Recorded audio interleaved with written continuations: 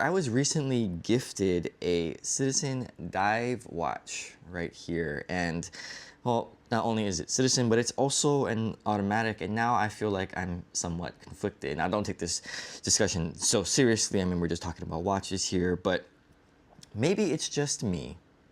But I've been playfully wrestling with this deeper interest, desire to perhaps dive into, if you will, Casio automatics.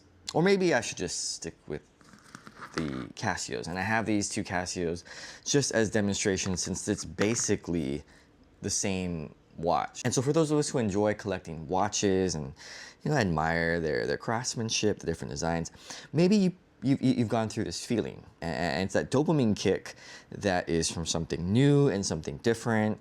And so how do we as watch collectors deal with that, not just on this journey of buying more and more watches? That's something different, but something in a slightly different direction. And so this is how I feel about this one-off watch, and so that's why I want to talk about this one watch, or this one-off watch dilemma. Now, maybe other people can relate, and other people have gone through this, and so I am open to hearing the wisdom and opinions of other people. Now, as I take off this Citizen automatic and put on the Casio quartz watch, basically it's basically the same watch. I do like quartz watches because they are so simple, they're so reliable. I like that you just set it and you can pretty much forget it. For the solar ones, they could last forever. For the battery ones, whatever it is, 2, 3, 5, 10 years, replace the battery, no big deal.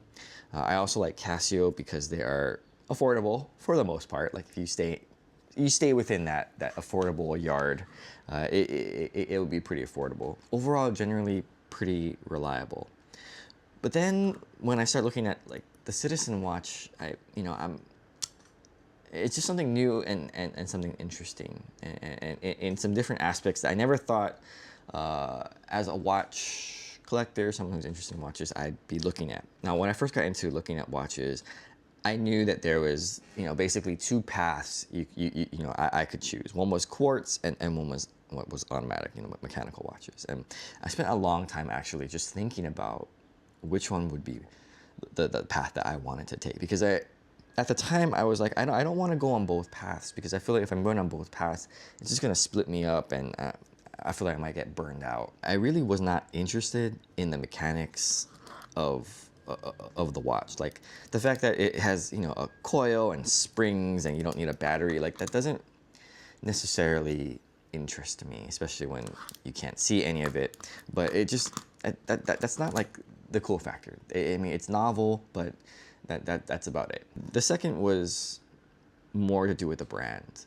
It's both a draw to Casio, but also I think more so it's more like an overwhelming feeling when you open yourself up to so many watches. And it's not anything in particular against Citizen, but just talking about Citizen in general, as just an example here. They have some very nice watches, and I've looked at a lot of their watches. I actually have a couple already from the past, so this isn't like it's a brand new thing.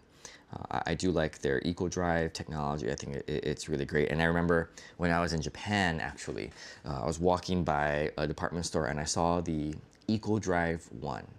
And if you're not familiar with the eco-drive 1, it's like their lineup of like super thin watches. I'd never seen a watch that thin before, a quartz watch, but it basically is as thin as as this watch, as this strap. I never seen a watch that thin, and I was like, wow, that is an amazing watch. So technology-wise, I know that they can bring it. For me, as someone who's interested in watches right now, I feel like if I were to expand to include Citizen watches, I am somewhat worried that sort of opens up the gate to other brands, right? And then from there, it's like, where does it end? I feel like with this watch hobby, if I don't self-impose boundaries and make it so that I can't just go and buy whatever all the time, it's gonna get kind of like out of control, and then the collection will get too huge. So it's like if I don't play within the Casio box, then and I start incorporating Citizen, then it's like, okay, well, what about Seiko, you know, and what about like these other brands, and it's just gonna get bigger and bigger and bigger.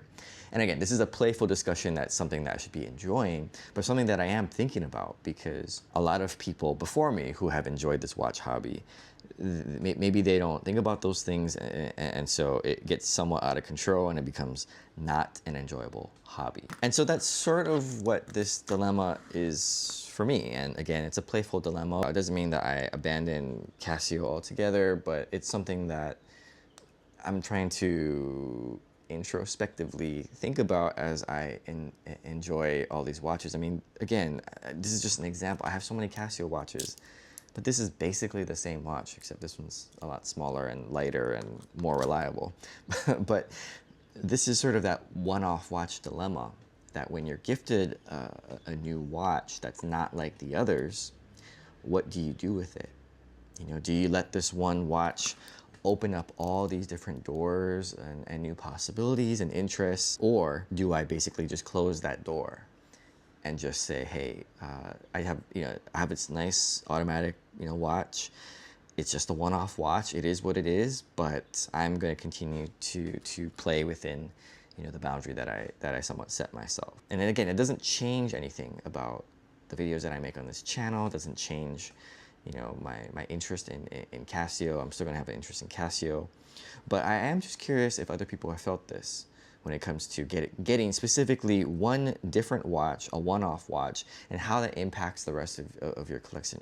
And that one watch may not have been a watch that you chose for yourself. Now, I'm sure like most people, I've already got so excited and I built my wish list full of Citizen watches that I'm like, if I dive into Citizen, this is what I think I'm going to do. So I have like a watch roadmap already for myself, and I can already just see the cost and what's ahead if I choose to pursue that. And again, I do ask myself, do I really want to go there? I'm like, well, I have Casio watches that are still on my list that I'm interested in, and I was interested in at a certain point, but now I'm fighting these more current, existing dopamine kicks to possibly dive into more of these Citizen watches, particularly the automatic ones, but also of course they have the Eco Drive ones, which I think are really great. Yeah, just want to know what other people have experienced, because I'm sure that they, through their wisdom, through their both successes and mistakes, they can share some insight that I may not have access to until it's too late. I don't know if that's the right way of putting it, but more so that 6 months to a year from now, 2, 3, 4 years, 5 years from now, that perspective, I'm hoping people can share, because that way it will just help me decide what I want to do. And again, this is a playful dilemma, but one that I'm sure I can't be the only one who's sort of experiencing. So thanks for watching.